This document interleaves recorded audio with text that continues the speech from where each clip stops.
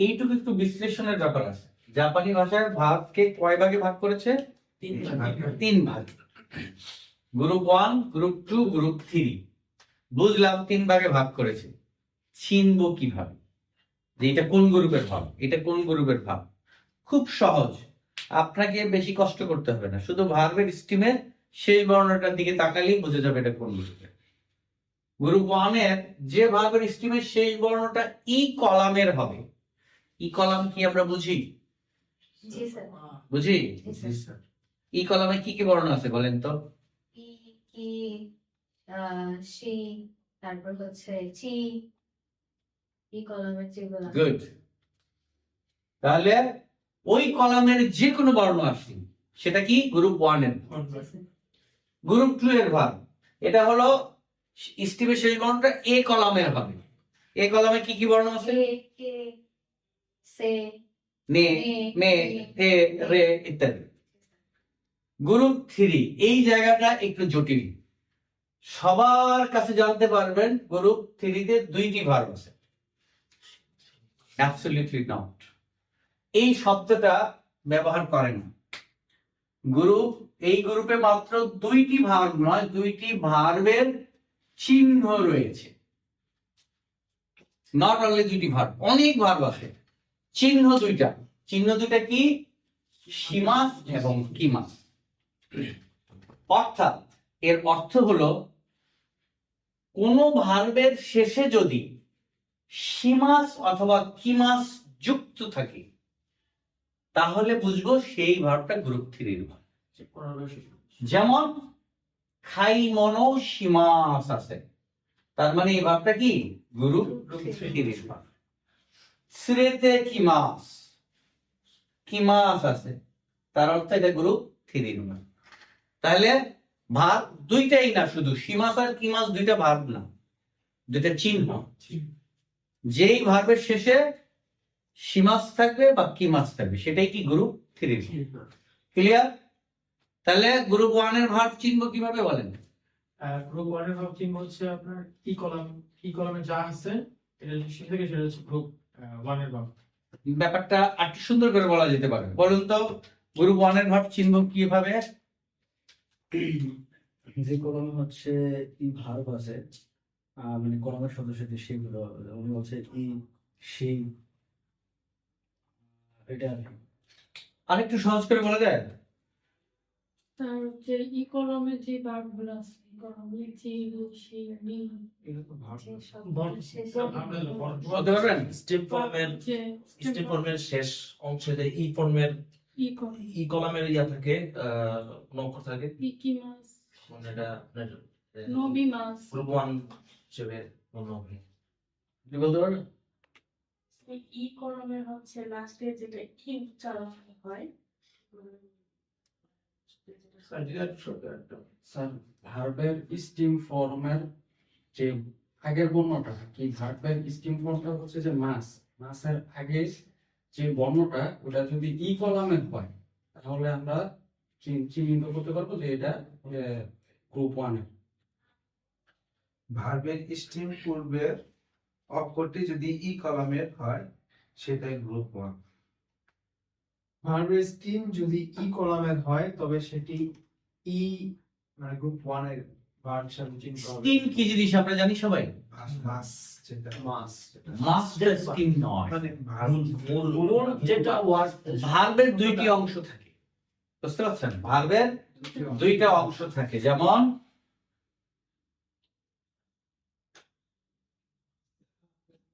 হবে মাস।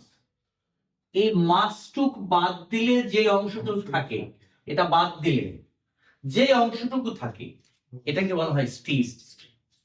বুঝতে পেরেছেন? এই মাস বাদ দিলে যে অংশ থাকে তাকে বলা হয় স্টিম। এখানে কথাটা হয়েছে স্টিম নিয়ে, মাস নিয়ে না। স্টিমের শেষ বর্ণটা বলা হয়েছে এই বর্ণটা। শেষ বর্ণ স্টিমটা 3 অক্ষরের হতে পারে, 4 অক্ষরের হতে পারে, 2 অক্ষরের হতে পারে, এমনকি 1 অক্ষরের হতে পারে।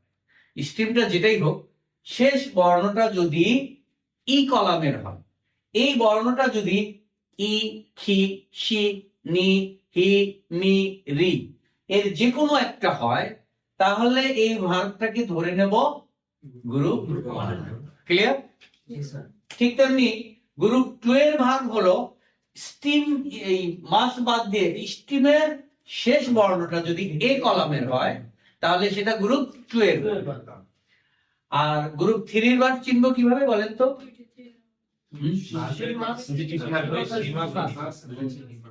হ্যাঁ, যে ভার্বের দুইটা চিহ্ন থাকবে, হয় সীমাস থাকবে না তো কিমাস থাকবে, তাহলেই সেটা গ্রুপ 3।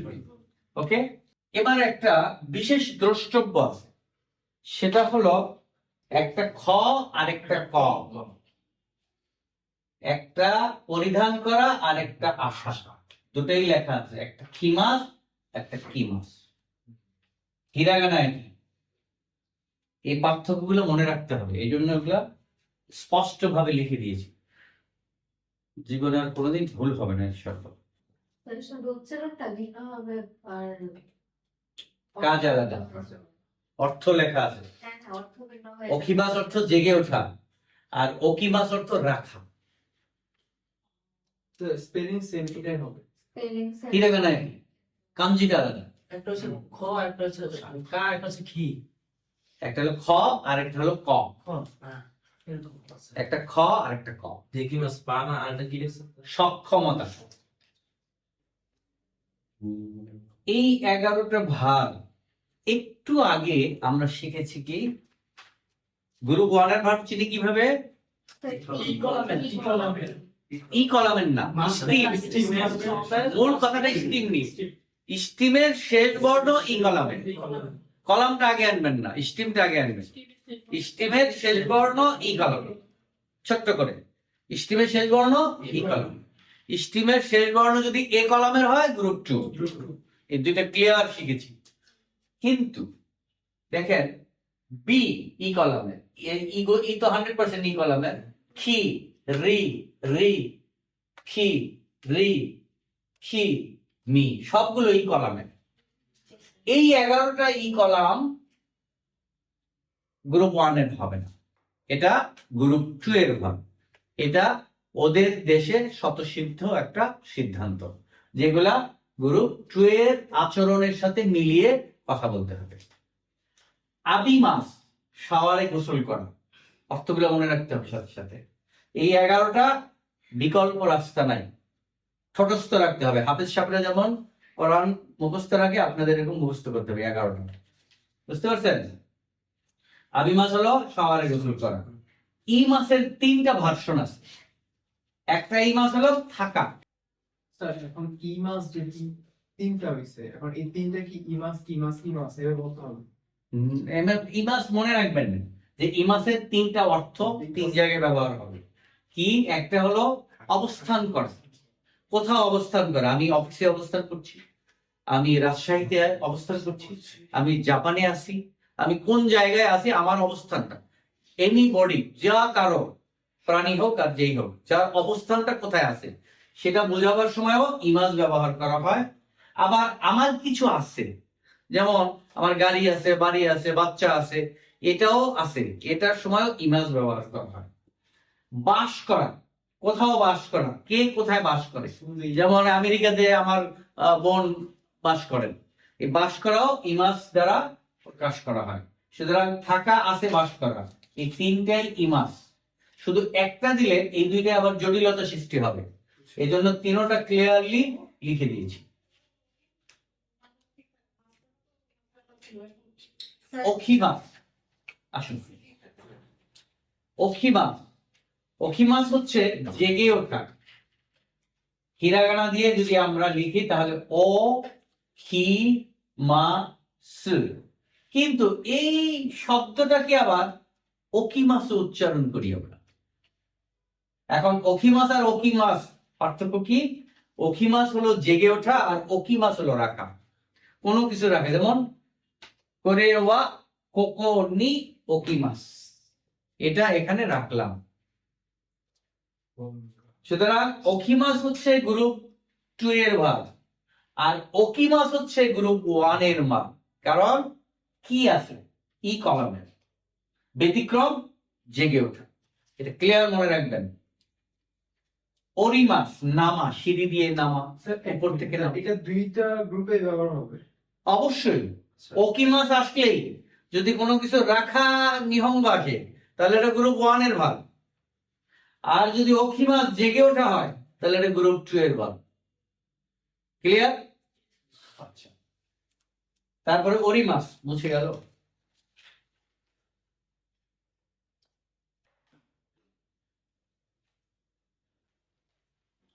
অরিমাস, অরিমাস তো নামা, সিঁড়ি দিয়ে নামা হতে পারে, উপর থেকে নিচে নামা হতে পারে, এই নামা হলো অরিমাস। এটা কি স্যার বাস থেকে নামাকে বোঝানো যাবে? হ্যাঁ, বাস থেকে নামা অরিমাস, ট্রেন থেকে? ট্রেন থেকে নামা মানে কোনো কিছু থেকে নামা অরিমাস, নেমে যাওয়া। তারপর খারি মাছ, ধার করা। খারি মাছ পেয়েছি না আমরা? এবার আসেন খি মাছ আর কি মাছ। যদি এটা খি দ্বারা উচ্চারণ করি তাহলে এটা হবে খিমাস, যার অর্থ হলো কোনো কিছু পরিধান করা, জামা কাপড় পরিধান করা, এটা হলো খিমাস। কিন্তু ক দ্বারা যদি উচ্চারণ করি কিমাস, যার অর্থ হলো আশা, যেটা আমরা একটু আগে শিখেছি গ্রুপ 3-তে দুইটা চিহ্ন আছে, কিমাস, সীমাস। এই কিমাস সেই কিমাস। সারি মাস যথেষ্ট হওয়া, দেতি মাস পারা বা সক্ষমতা বোঝায়, মিমাস দেখা। এই 11টা মুখস্থ রাখতে হবে একদম, কোন রকমের কনফিউশন যেন না থাকে। এই 11টায় লিখে লিখে তারপরে এগুলা প্র্যাকটিস করবেন। তাহলে এই 11টা ভাগ মুখস্থ রাখতে হবে, বুঝছেন? যদি এই দুইটা জিনিস খেয়াল রাখেন, একটা হলো অখিমাস, যদি খ দিয়ে উচ্চারণ হয় জেগে ওঠা হয় এটা গ্রুপ 2 এর ভাগ, আর যদি ক দিয়ে অকিমাস হয় তাহলে এটা গ্রুপ 1 এর ভাগ। খিমাস যদি হয় তাহলে পরিধান করা, এটা হলো গ্রুপ 2 এর ভাগ, আর কিমাস অর্থ আসে এটা গ্রুপ 3 এর ভাগ। ওকে, তুলছেন তো? বুঝছেন? Any question? বুঝছেন? 64-এ আমরা শিখব ভার্বের ফর্ম। ভার্বের ফর্ম কি? ভার্ব কি জিনিস? ভার্ব হলো যে কোনো কাজ, এই কাজের কতগুলো ফর্ম হয় অর্থাৎ স্টাইল হয়। যেমন ধরেন আমাদের একটা ভার্ব ধরলাম খাওয়া, কাজটা কি? খাওয়া। এটার কয়েকটা ফর্মের কথা বলি আমরা, খাই, খাবো, খেয়েছি, খেয়েছিলাম, খাবো না। এই যে ফর্ম, এগুলাকে বলা হয় ভার্বের ফর্ম। জাপানি ভাষায় অনেকগুলো ফর্ম আছে। আমরা N4 পর্যন্ত 9টা ফর্মের মতো পাবো, 9টা বা 10টা, মাছ বাদ দিলে 9টা আর মাছ সহ 10টা। 10টা আছে স্যার। কি কি ফর্ম? তে ফর্ম, তা ফর্ম, নাই ফর্ম, ডিকশনারি ফর্ম। এই 4টা ফর্ম আগে আমরা শিখি। স্যার ফর্ম আছে, এরপর এটা কি লিখছেন? প্রথমত আমরা তে ফর্ম, তা ফর্ম, নাই ফর্ম, ডিকশনারি ফর্ম শিখব। ভার্বগুলিকে ফর্মে নেওয়ার জন্য গ্রুপ 1, গ্রুপ 2, গ্রুপ 3 এর সাহায্য নিতে হয়, কেননা সবগুলো কি ভার্ব। তে ফর্ম, তে ফর্মে নেওয়ার পদ্ধতি, তে ফর্মে কিভাবে নিতে হবে।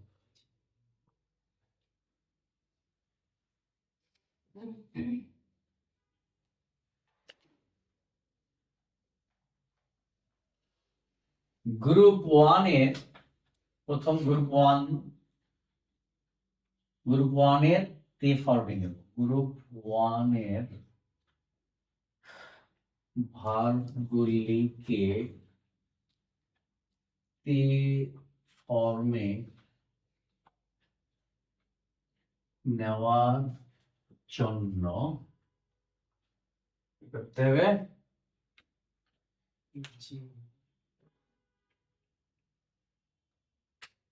আমরা জানি গ্রুপ 1 এর ভার্ব কি দেখেছি নি? শেষ বর্ণ ই কলাম নেওয়ার জন্য ই কলামের কলামের বর্ণগুলিকে বিন্যাস করে নিতে হয়।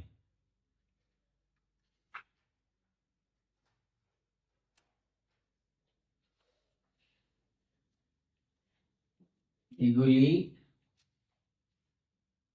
গুচ্ছ আকারে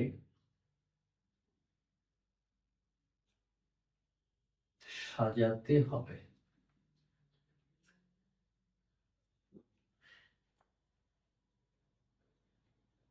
ক গুচ্ছ, আচ্ছা সাজাতে হবে। ক গুচ্ছ, ক গুচ্ছতে কি আছে? ই চি রি, ই চি রি। খ গুচ্ছ,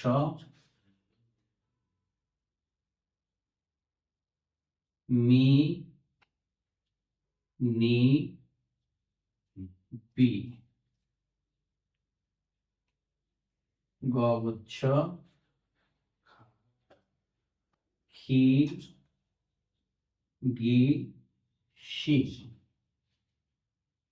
ঘ গুচ্ছ, খি গি গ গুচ্ছে, সিটা ঘ গুচ্ছে। তাহলে ইচি রি মি নি বি খি গি সি, এই হলো 4টা গুচ্ছ। এই গুচ্ছগুলা বিশাল কাজ, এই কাজগুলো এখন আমরা শিখবো। তাহলে আমরা এখন কি কাজটা করতেছি? প্রথমে হলো ভার্ব চিনলাম। জাপানি ভাষায় যত ভার্ব আছে সবগুলাকে কি করা হয়েছে? 3টা গ্রুপে ভাগ করে ফেলা হয়েছে। সবগুলোই কিন্তু ভার্ব, সবগুলোই কাজ। এখন চিনবো কিভাবে? গ্রুপ 1 এ চিনবো স্টিমের শেষে ই বর্ণ, গ্রুপ 2 চিনবো স্টিমের শেষে এ বর্ণ, গ্রুপ 3 চিনবো সীমাস আর কিমাস থাকে। এই ভার্বগুলোকে চিনলাম। এবার এই ভার্বগুলা দ্বারা কথাবার্তা বলতে গেলে এগুলাকে ফর্মে নিতে হয়। বাংলায় শুধু খাওয়া দ্বারা কথা বলা যাবে। এই খাওয়াটাকে বিভিন্ন টেন্সের কারণে বিভিন্ন ফর্মে নিতে হয়। এখন খাবো, না পরে খাবো, না পিছনে খেয়েছিলাম। এই ফরম্যাট গুলা ওরা কিভাবে ব্যবহার করে? এর মধ্যে একটা হচ্ছে তে ফর্ম। তে ফর্ম অনেক ব্যবহার আছে, অনেক ধরনের ব্যবহার আছে, নির্দিষ্ট কোনো ব্যবহার নয়। তা ফর্মের একটা নির্দিষ্ট ব্যবহার, সেটা কি? ভার্বটাকে পাস্ট করে দেয়। যেমন থাবে মাস, থাবে মাসটা। তা হলেই আমরা সেটাকে কি ধরে নেব? কাজটা অতীতকালীন। কিন্তু তে ফর্ম দ্বারা অনেক কথাবার্তা হবে, বুঝতে পারছেন? তারপরে আমরা এই তে ফর্মটা গঠন করার প্রক্রিয়া শিখতেছি। তে ফর্মটা গঠন করতে গেলে 1 নম্বর গ্রুপের যে ভাগগুলো আছে এগুলাকে 4টা ভাগে ভাগ করে ফেলবে। প্রথম ভাগে আছে ইচিরি, দ্বিতীয় ভাগে আছে মিনিবি, তৃতীয় ভাগে আছে খিগি, আর চতুর্থ ভাগে আছে সি।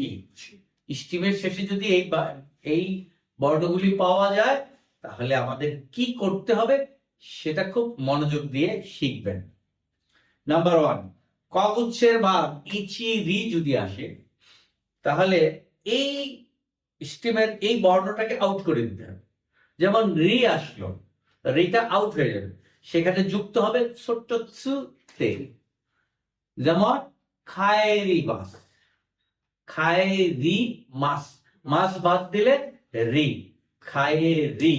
তাহলে রিটা বাদ দিয়ে ছোট্ট ছুতে খায়তে, খায়তে হয়ে গেল। বুঝতে পারছো? এইভাবে আমরা এগুলা করব। তা এখানে যে জিনিসটা দেখার মতন সেটা হলো, যদি ইচিরি হয় তাহলে ছোট্ট ছুতে যুক্ত হবে খাই মাস। স্টিমটা কি? মাস, এটা আগেই বাদ যাবে। থাকে ইটাও বাদ যাবে। তাহলে খা, খার সাথে ছোট্ট ছু যুক্ত হয়েছে। ক্লিয়ার? খার সাথে কি হলো? ছোট্ট ছুতে যুক্ত হলো। এইভাবে এটাকে নিতে হবে। যেমন মাছি মাছ, বলে তো মাছি মাছ কি হবে? মারতে, কারণ চিটাবাদ ছোট্ট ছোট আসবে, মারতে। তারপরে খাইরি মাছটা আমি মাত্র বললামই। এবার আসেন খ গুচ্ছের নি নি বি, এই তিনটা বর্ণ যদি আসে, সেই ক্ষেত্রে ওই একই রকমের ওই বর্ণটাকে ফেলে দিতে হবে, তারপরে ওই জায়গায় যুক্ত হবে উন্দে। উন্দে যুক্ত হবে, উন্দে মানে দে। যেমন নমি মাছ, নমি মাছের মাছ বাদ দিলাম, রইল নমি, মিটাও বাদ যাবে, রইল নোর সাথে উন্দে যুক্ত হবে, নন্দে। বুঝতে পারছেন? তে ফর্মে গেলে এটা নন্দে হয়ে গেল। অনেক সময় মাথায় আসবে, আরে তে ফর্মে তো তে হওয়ার কথা, দে কোত্থেকে আসে? এখান থেকে এই সূত্রের মাধ্যমে এটা দে হয়ে গেছে। এবার আসেন গ হচ্ছে, এখানে আছে খি এবং গি। খি বা গি থাকলে এই বর্ণগুলিও বাদ হয়ে যাবে। যদি খি পাওয়া যায় তাহলে ইতে হবে, আর যদি গি পাওয়া যায় তাহলে ইদে হবে। অর্থাৎ এখানে তেন তেন নাই, এখানে তেন তেন নাই, এখানে তেন তেন আছে, এখানে তেন তেন আছে। বুঝতে পারছেন? তার মানে খি পাওয়া গেলে ইতে, আর গি পাওয়া গেলে ইদে যুক্ত হবে। উদাহরণ ইসোগি মাছ, ইসোগি মাছ, তাহলে সূত্র অনুযায়ী মাছ বাদ গি, তাহলে ই দে, যেহেতু এখানে তেন তেন আছে, ই দে যুক্ত হবে, তাহলে কি হবে? ইসোই। খাকি মাছ, মাছ বাদ খি বাদ, তাহলে খা ইতে যুক্ত হবে, কারণ এখানে তেন তেন নাই, এই জন্য ইতে যুক্ত, খাই। এবার আসেন ঘ হচ্ছে শি আছে, ঘ হচ্ছে কি আছে? শি আছে। এই শিটা বাদ হবে না, শি এর সাথে শুধু তেটা যুক্ত হয়ে যাবে। যেমন হানাসি মাছ, মাছ বাদ দিলাম, হানাসি, শুধু তেটা যুক্ত হয়ে গেল, হানাসিতে। ক্লিয়ার? ওকে। এবার এটা তো জানলাম গ্রুপ 1 এর ভাবকে কিভাবে তে ফর্ম নিতে হবে। এবার দেখো গ্রুপ 2 এর ভাব কিভাবে তে ফর্ম নিতে হবে। এটা খুবই সোজা আছে। যেমন মাছ হয়ে যাবে হবে, আরেকটা উদাহরণ দিয়ে দিই, মি মাছ হয়ে যাবে মিতে। মি মাছটা ইচ্ছে করে দিয়েছি কারণ ব্যতিক্রম, মি ই কলামের, কিন্তু ওই 11টার একটা, ওরা 11 জন, একটা ছবি ছিল, দেখেছেন? কার ছবি জানেন? ওরা 11 জন, খান আতার ছবি, খান আতাউর রহমানের ছবি, আমরা ছোটবেলায় দেখেছি। কঠিন এক ছবি ছিল। সুরেতে কি মাছ শব্দটার অর্থ জানেন? না। ও, এটার অর্থ জানেন না আপনারা? লিখে দিই, এটা গ্রুপ 3 তে লিখে নেই, দেখেন তো গ্রুপ 3 বের করেন, গ্রুপ 3 বই বের করেন। ভার্বগুলোকে না, গ্রুপ 3, গ্রুপ ভার্বের গ্রুপ বের বানাইলাম না, অর্থটা লিখে দেন। শিট কই চিহ্ন রয়েছে, সীমাস কি মাছ, এটার উদাহরণ দেওয়া হয়েছে কোথায় দেখেন?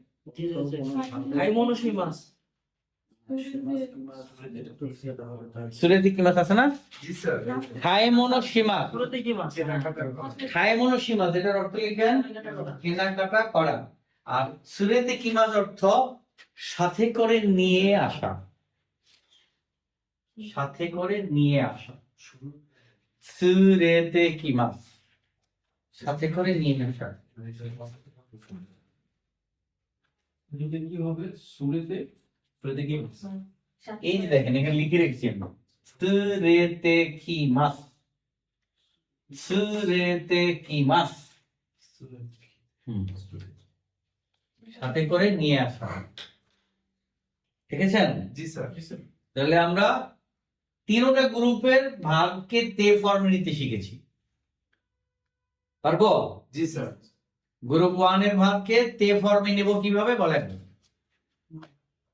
স্ট্রিমের শেষ বর্ণ যদি ই কলামের হয় সেটা হলো গ্রুপ 1। সেটা তো ভাগটা চিনলাম গ্রুপ 1। এখন এটাকে তে ফর্মে নিব কিভাবে? যেমন স্যার গ্রুপ 1 এর ক্ষেত্রে ইচিরি যদি থাকে তাহলে ছোট ছোট চারটা গুচ্ছ আছে। এই চারটা গুচ্ছের প্রথম গুচ্ছে ইচি রি যদি থাকে তাহলে ছোট সুতে ছোট সুতে যুক্ত হবে। দ্বিতীয় গুচ্ছ হলো বিনিরি যদি থাকে কুনতে। আর তৃতীয় গুচ্ছ যদি থাকে কি এবং বিয়ের জন্য ইতে, বিয়ের জন্য ইদে। শি মাসে শি যদি থাকে শি এর সাথে যোগ করতে হবে শুধু তে যুক্ত। Good. আমরা এটা শিখে বলছি। এখন গ্রুপ 2 এর ভাগকে কিভাবে তে ফর্মে নেব? শুধু শুধু তেটা যুক্ত হবে। আর গ্রুপ 3 এর ভাগ এটাও স্যার ইমাসের স্টিমের সাথে তে যুক্ত। ভালো কথা। তে ফর্ম বানাইতে শিখলাম। এখন এটা কি কাজে ব্যবহার হবে সেটা আমাদের এখন দেখতে হবে। তে ফর্ম দিয়ে আমরা কি করতে পারি? এখানে আরেকটা কথা ইজিলি লিখে দেওয়া যায়, সেটা হলো হলো তা ফর্ম। জি স্যার সেম অ্যাজ তা ফর্ম এ নেওয়ার পদ্ধতি হলো হুবহু তে ফর্মের মতো। তাহলে দুইটা ফর্মই আপনার শেখা হয়ে যাবে। জি শুধু ওখানে হবে তে আর এখানে হবে তা। জি স্যার ওখানে যদি দে হয় এখানে হবে দা। ক্লিয়ার? জি স্যার বুঝছেন? জি স্যার। তে ফর্মের ব্যবহার বলছিলাম না, অনেক ধরনের ব্যবহার আছে। অনেকগুলো ব্যবহার এখানে পেলাম, প্রতিদিন খালি ব্যবহার পেতেই থাকবো।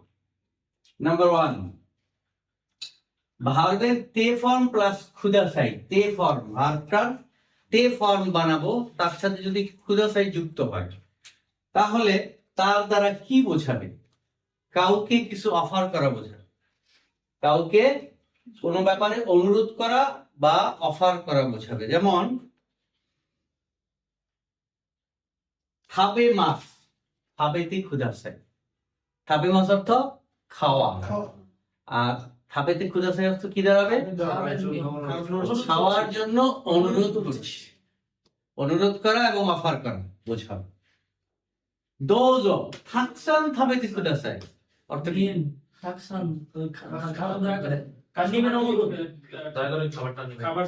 থাকসান শব্দের অর্থ কি? অনেক প্রচুর। তাহলে নিন, প্রচুর পরিমাণে খেতে থাকুন, এরকম ব্যাপারটা। আমরা বলি না যখন সবাই ভাই কিছু মনে করবেন না, ইচ্ছা মতো নিয়ে খান, নিজের মতো নিয়ে খান, ঠিক ওই রকম। বোর পেন দে নামায়ও খাইতে ক্ষুদাসাই, এটার অর্থ কি? দয়া করে না, বোর পেন দিয়ে নাম লিখতে অনুরোধ করছি, দয়া করে না। এই দয়া করে মায়া করে এই শব্দগুলো পরিহার করা উচিত। বুঝতে পারছেন? 66, ভার্বের তে ফর্ম প্লাস ইমাস। তে ফর্মের সাথে যদি ইমাস যুক্ত হয়, তে ইমাস একটা সাউন্ড আসবে, তে ইমাস। যদি তে ইমাস শব্দটা হয় তাহলে বুঝবো কাজটা চলমান, চলতেছে, এটা কন্টিনিউয়াস টেন্স। যেমন খাবে মাসের খাবে তে ইমাস, খাইতেছে, অর্থটা দাঁড়াবে কি?